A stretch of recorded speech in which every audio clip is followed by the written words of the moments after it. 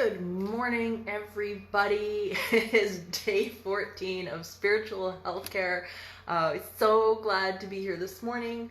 Lots to discuss today. We've got some really great questions that have come in. I'm super excited actually to get into it and answer them because we've got, we're going to be talking a little bit about some of the negative hauntings and whatnot, how we deal with them, and whether or not spirits have a sense of humor. Does non-physical have a sense of humor? Yeah, I think so. I think pretty much everybody is going to put their hand up to say absolutely yes to that. Anything that is fun and joyful, it always usually gets a good reaction from non-physical. So we're going to be talking about that. We're also going to be talking a little bit about ritual, exorcism in film and television, because that is going to be coming up tomorrow night, everybody, 6 p.m. Mountain Time. We're going to be launching into that show. It won't be on here. It's going to be on Crowdcast. Okay, so it will be on crowdcast.io. And so today we're going to chat a little bit about ritual, exorcism in film and television, and talk a little bit about negative entities and what they do and how they seem to behave and some theories about what they are. So we'll talk a lot about that today and how it relates. I've also got some really great resources for you guys today as well. Some really fun stuff that you guys can take, especially for the investigators out there, or people that are looking to get into it. So we'll chat about that also. So lots to cover this morning. Hello to everybody logging in and tuning in right now. It's good to see everybody. Good morning. As I say, lots to cover this afternoon. I can't wait to get into it. Just waiting for a few more people to join us here, and then we can get going. I'm excited about doing some more chats and stuff like that about hauntings and investigations, just because I've been seeing, especially lately, articles and videos and stuff like that pop up where people are they're still going out and trying to find haunted places and stuff like that, even despite the virus right now and stuff like that. And I firmly urge people, please stay home. All of this stuff can wait. None of this is urgent. I know some of the arguments is that people are making money off of YouTube and things like that and whatever. Believe me, fans can wait, people, okay? Don't be running around and going out and doing these investigations and stuff like that right now. It is just too dangerous, and there's just stuff going on with other people in your environment. You just don't know, right? So just don't do it. So let's break into some of the questions, because some of them have been really great, and I want to cover two specifically today from Nobody Really on Twitter. And the first one I think is so great, and they ask, am I the only one who's noticed that the other side have a sense of humor? Yeah, absolutely, and probably a far better sense of humor than we do, honestly. Definitely from my experience anyway. They've got a lot less to worry about. What I've found with non-physical, no matter what you call it, no matter what you're dealing with, I've always found that they don't take themselves near as seriously as we do. Okay, we tend to take ourselves so seriously, and we take life super seriously, and even though there are grave things that happen, we tend to put a lot more weight on it than what non-physical does. I think they have a very much a broader understanding of the fact that this physical experience is temporary. It's a sort of a pin drop in the haystack of the universe, and I think they have a great understanding of that eternalness. So their sense of humor tends to be, sometimes it's a little bit dark, but it's great, and absolutely. And some of the messages that people get, whether it be channeled or anything like that, you really start to see the humor and the lightheartedness that non-physical typically has, and it's pretty cool. So yeah, does it have a sense of humor? In my experience, yeah, absolutely. Spirit definitely seem to, and yeah, and it's fun to play with and stuff as well. Good morning, Shadow. So it's, yeah, that would be my answer to that. Yeah, definitely. The other question they had, which I thought was great, and it kind of gets us into the discussion for this afternoon, which is some people, nobody really asked this one again. Some people claim that a smell of sulfur is demonic. Is it possible ghosts just fart? What is the current theory behind the cause of the smell? I love this. I love this. I love this. Love the humor. So that's something that we end up running into, right? And anybody that's had any sort of negative entity in their house has probably smelled all sorts of weird things, usually like sulfur, excrement, rotting meat, all sorts of like really bad smells. So this is something that happens quite frequently. I've been in a number of cases where this has been an issue, and it really drives people nuts. But what you're going to notice is that it usually precedes either a second attack or some other bit of activity that's even that pushes the boundaries a little bit more. And what I've noticed that with entities like this, they tend to gravitate towards things that we as people know are either dangerous or offensive. So, for example, things like rotting meat, right, is something that instinctively we know, we smell that, it's bad, don't touch, gotta walk away. Things like sulfur, the smell of sulfur, stuff like that. Again, we've got a smell that it's like, oh God, that's disgusting, and you want to get away from it. So what I've discovered throughout my years of doing this is that it is actually in direct relation to basically these intelligences saying, nah, get out of here. It's almost like a skunk going off. And usually if that warning isn't heeded, usually something will escalate if that's not listened to. There'll be something else go on. So the mindset of some of the negative entities that I've run into over the years, because usually that's what people call me about. It's usually they don't call me when they're having a good time. They're usually having some sort of a problem. And of course it begs the question, what are they? What creates these? And there are a number of theories that are out there. Of course, you go into, and this is when we'll get into this, is tomorrow night during Ritual Exorcism in Film and Television on Crowdcast. We're going to talk about this a lot more, but I'm going to give you guys sort of a little delve into it this morning. What seems to happen is that when we get a conglomeration of negative focus, what seems to happen is that it's almost like the intelligence is kind of born from that amount of negative focus. So it's like the thought becomes the thinker.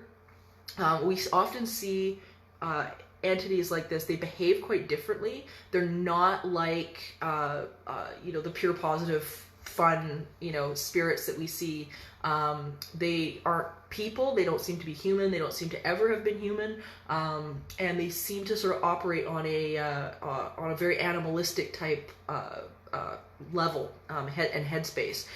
So typically they almost behave almost dog-like in a lot of ways, where you'll walk into a house and there'll be warnings and then suddenly an attack, or you'll get a situation where the entity will bluff an identity, so like a child or something like that, where it will actually try to create an identity that will allow itself to blend in and build trust up. So it's really interesting to see what the behaviors are. I ended up writing a good chunk of this in my book, Teaching the Living, because I think a lot of the time we kind of get hung up on this idea that they're people that have passed away, that are miserable, and they're angry and all of this kind of thing. And really, when we start to break down the behaviors, that doesn't seem to really be the case. There's been a number of cases here just in my city where there has been an identity that's been put forward. Say, for example, in one particular case, a worker that fell from a building and claimed that he so desperately wanted to come back to the building, yet he was biting employees. Right? So it's like, you don't have to be an investigator to put together that if somebody is, really wanting to come back and visit somewhere, chances are they're not going to resort to biting people, right? It doesn't really make a lot of sense. So we start to realize that there are some animalistic behaviors here, and some of these identities that come out are just, they're literally like a bluff, right? So when we get into the things like the smells, the scratching, the growling, the biting, all of that kind of thing, and the snarling sometimes that we'll get on recordings, we'll start to see a sort of a progression of and a profile of something that doesn't seem to be people as something else. When we get into ritual tomorrow night, I'm going to be showing you guys recordings from a very controversial case that was dealt with in Enfield, England. For those of you guys who saw The Conjuring 2, we're going to be going into the actual case about that tomorrow, and talking about it, because I have the original recordings from the entity that called itself Bill, that bluffed itself as Bill, and we're going to be listening to those, so you can kind of get a beat on what this sounds like. What's really interesting about that case is that, of course, there's been great controversy around whether or not it's real, whether or not, the young girl Janet was faking it, and bluffing all of these occurrences. There's a lot we're going to go into about that. The Society of Psychical Research in the UK were actually the lead investigators on that case. It was not Ed and Lorraine Warren. And Maurice Grosse, as well as Guy Playfair and Dr. John Beloff, they recorded some very interesting things, and including a progression of recordings that start out as sort of snarling and barking and growling that sort of morph eventually into full sentences. And it's fascinating to listen to, so we're going to be going through that tomorrow night at Ritual. So I'm excited about that. It's an interesting field to start to work in, you guys. When we get into situations where we've got some sort of attack going on, or negative energy in the space that seems to have birthed an intelligence. We have to really start looking, instead of trying to fight the thing that's out there, we have to start looking at our clients. Okay, this is how we deal with this stuff. Apart from running around with whatever on the TV shows that you always see. Every single culture and religion has a name for these. Okay, so oftentimes I'll get the question, well, is it a demon, or is it this, or is it that? Well, every cultures and religions all have a term for them. And oftentimes religions and cultures will try to find these various explanations and write a story about them in order to understand the phenomena. But when we start to break the phenomena down, we start to realize that we can't point to it and say, we know what this is, because we simply don't. There's no such thing as a ghost meter, even though a lot of the shows will tell you there's no such thing as a ghost meter, because we don't know what they're made of, so we can't measure them. But at the same time, we can turn around and look at their behavior and start to analyze, well, wait a minute, what's triggering it? What am I doing to trigger it? What seems to be problems in the environment where this activity is increasing, or goes a little bit further than it should? And when we start to break these patterns down, then we can start to make some sense out of what is going on, okay? So we start to look at the behavior of the people. We start to look at the mindset of the people, because we can control you guys, right? You guys, you have control over yourself. We can control that. We can't necessarily control something that's non-physical, that's out in the ether. And honestly, it's one thing you just don't want to get in a fight with, right? Because you can't see it. They tend to be they can be dangerous. So it's something to pay attention to. However, when we start to look within us, when we start to look within ourselves, we can start to see the patterns line up. Okay, I'm feeling, anxious or fearful, and all of a sudden, I've been scratched, or, I've been, there's chaos going on in the house, my family's in upset, and therefore the greater the chaos gets, the more the activity ramps up. So we'll see stuff like this, and we'll start to see patterns where we can begin to reshape our environment a little bit and start to curb some of this activity. And as we're working with ourselves and getting ourselves up that emotional scale a bit, into feeling a bit more passionate, into feeling a bit better, fuller, and just more connected, then we start to see this activity diminish. But going in and trying to fight off something that we can't see without doing that internal work, there's no point.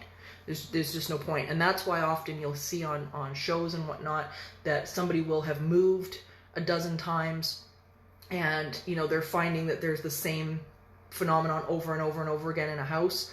Well, there's a reason for that, and the reason is because there's been no internal work that's been done.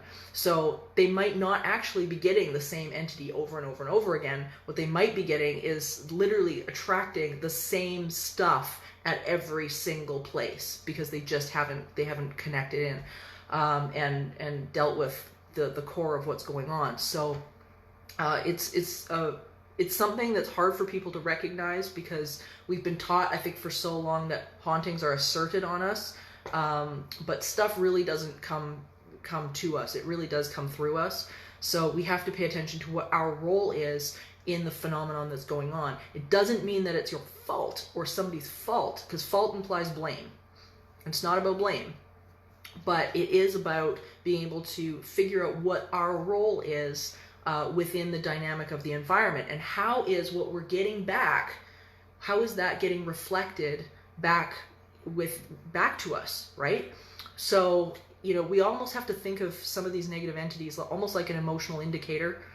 And I've learned after a number of years and cases, and having lived with a few of them myself, that there almost comes a point where you have to go, you know what, I see you, I get it, something's off with me, thanks for letting me know, now I can fix it. And see them as that indicator, and you can start to ease the resistance out of the fear as well. Be able to say, hey, you know what, thanks, I got this, thanks for letting me know. Because guaranteed, if people turn around and if they don't deal with it, believe me, it tends to get worse. Shadow's got a great question. Do you think spirits are drawn to an individual's energy in general, rather they are in a positive or negative space? It's a really, really great question, because we see both, honestly. We've seen it where, for example, we've got a negative space where there has been, a plethora of negative focus. Oftentimes, if we get, say, for example, a hospital or facility or something like that, where there's been abuses going on and stuff, where that mindset in general has just sort of been leveling at that frequency, we will see these consciousnesses sort of merge from a situation like that. So yeah, we do see it, and they tend to be more territorial and protective over the space when it's related to a space itself. So yeah, and the people, but here's the catch. People going into that space then have the opportunity to either resonate with the space and that energy or not. So this is why you get a situation where people will move into, say, a house that has had, a terrible history of a negative haunting, and nothing will happen. And they'll go, oh, it was a hoax. Oh, it's just, there's nothing here. There's nothing that's happened. Well, it's because they're not resonating within that frequency. If we start to look at it again like a radio dial, like I was mentioning before, if you're tuned into 8:30 a.m., you're not going to be getting what's on 97.5 FM. Okay? You have to line up with it. So somebody who's still in that headspace, that negative headspace, that comes into an environment where this has been going on, bam, they're going to have the same problem. But if you've got somebody who comes in that is resonating at that different frequency, suddenly they're not experiencing a damn thing.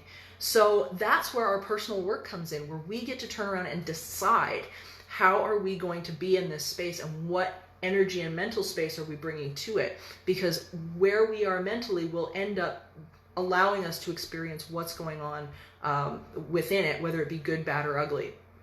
So we can have that's why oftentimes, as I say, there's a controversy with some of these cases. Was it real? Another family will move in, for instance. Oh, nothing's happened here. I don't know what you're talking about. And it can be a very frustrating situation for spouses as well, or roommates. Because if you've got one roommate who is experiencing it because they're in one headspace, and then you've got another roommate who is experiencing nothing, then the other person's always looking at the other guy and going, oh, you're crazy, or you're making it up, or you've lost it. So we see a lot of like friendships, marriages, and stuff like that really end up on the rocks because of stuff like this. But just simply, we just all have a different set point, right? We all have a different experience, so it will fluctuate. We see a little bit of this in the double slit experiment, for instance. Double slit experiment is where we've got photons that are either going to turn into waves or particles, and depending on who's doing the experiment and what their state of expectation is, guess what? It's going to change. It's going to change, and it depends on the observer. So it's really, it's fascinating. Check out the double slit experiment, by the way, you guys, because it's really cool. It's really neat. So tomorrow, as I say, we're going to go into this a lot further tomorrow night during Ritual, Exorcism, and Film and Television. If you've not got your tickets, please do so. It's going to be on Crowdcast, guys. It's not going to be on here. Crowdcast.io. So please come in and grab your tickets for that, because I'm super excited to be able to delve into this a little bit more. And talk about some of the real life cases and show you guys some of the evidence that's come out of it, because it's really, really interesting. So I wanted to give you guys a process to do in regards to this. Okay. So one of the things that I give my clients so often is the journals. And if you guys don't have a journal, I've got them now available on the Entity Seeker Facebook page in the shop. So you guys can grab one there if you want. But the one thing I always like to do is what I call it it's like a book of appreciation.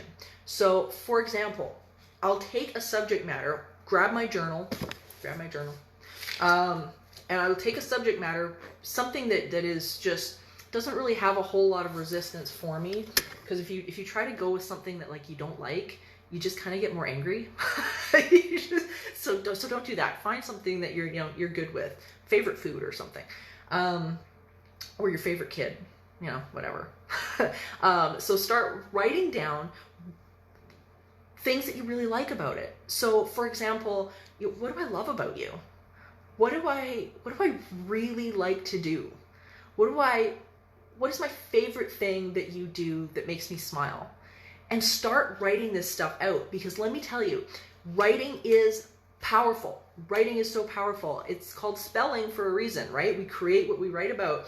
So when we start to really delve into the things that we're really appreciative of, all of a sudden it starts to get us up that emotional scale. It gets us into that other frequency. So grab your journals, figure out what your favorite pick a favorite subject, pick something cool, pick something that brings you a lot of happiness, and start to write it out. See where you can get to. And as I say, use some of the prompts, like, what do I love about you? Start there. Why not? So that being said, I also wanted to bring this up as well very quickly for those of you guys who are at home but have extra food. So my friend Vincent D'Onofrio on Twitter the other day has been really, really focusing a lot on the food banks. Food banks are going dry, really fast.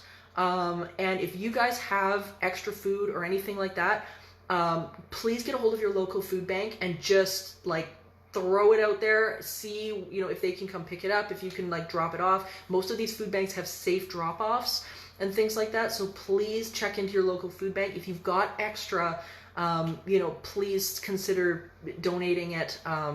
He's got a really great movement going on Twitter right now, where he's really trying to bring awareness to this. So I said that I would on here as well. So for you guys to go and do, I've got some good stuff. But first, I've got a great reading for us today that has so much to do with our topic this afternoon. And hopefully it will lend a little bit more insight into this. So this is actually from Eckhart Tolle's Oneness with All Life. He's great. If you guys don't have A New Earth, his book A New Earth, go get it. Actually don't go get it, order it. Don't go anywhere. But it's excellent. So I'm going to read this to you guys because, as I say, it really got me this morning, and I want to share it. The joy of being is the joy of being conscious. Consciousness is already conscious. It is the unmanifested, the eternal. The universe, however, is only gradually becoming conscious. Consciousness itself is timeless and therefore does not evolve. It was never born and does not die. When consciousness becomes the manifested universe, it appears to be subject to time and to undergo an evolutionary process. No human mind is capable of comprehending fully the reason for this process, but we can glimpse it within ourselves and become a conscious participant in it. Consciousness is the intelligence, the organizing principle behind the arising of form. Consciousness has been preparing forms for millions of years so that it can express itself through them in the manifested. Love it. Love it. And as I say, so in relation to what we just talked about, thought becomes the thinker. So we have to be careful about what we're putting out there. So I want to leave you guys with something to do as well. One of my awesome affiliates is the Proctor Gallagher Institute. Okay, so part of my Teaching the Living program also incorporates Bob Proctor's work, and I want to let you guys know that the Proctor Gallagher Institute right now is giving away like a ton of free content for you guys to just delve into and play with. So the book You Were Born Rich is available free for download right now.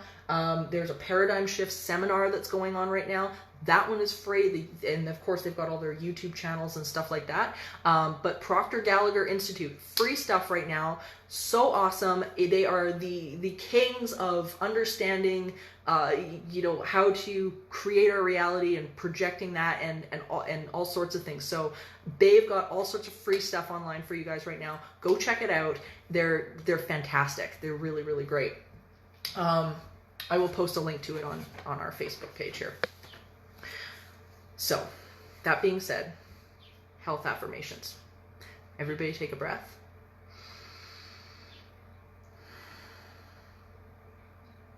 It is natural for my body to be well. Even if I don't know what to do in order to get better, my body does. I have trillions of cells with individual consciousness and may know how to achieve individual balance. When this condition began, I didn't know what I know now. I don't need to understand the cause of this illness. Everybody breathe. I only have to gently, eventually release this illness. It doesn't matter how it got started, because it's reversing its course right now. There's no hurry about any of this. My body knows what to do. Well-being is natural to me. My inner being is intricately aware of my physical body. My cells are asking for what they need in order to thrive, and Source is answering those requests. I'm in very good hands. My only work is to relax and breathe. And I can do that easily. Everybody take a breath. Guys, thank you so much for joining me this morning. I love doing this with you guys every day. It is fantastic, and I hope I see you all at Ritual Exorcism in Film and Television tomorrow night, 6 p.m. Mountain Time. As I say, please reserve your spot, get your tickets. They're only $20. I would absolutely love to see everybody there. It's going to be a fantastic evening, and I will see everybody who can't make it tomorrow night. I will see, of course, all of you guys tomorrow morning during Spiritual Healthcare again. Thank you all so much again for all your support, of one another, and don't forget to just love one another and come together. And my delivery's here, so see you guys. Thank you so much.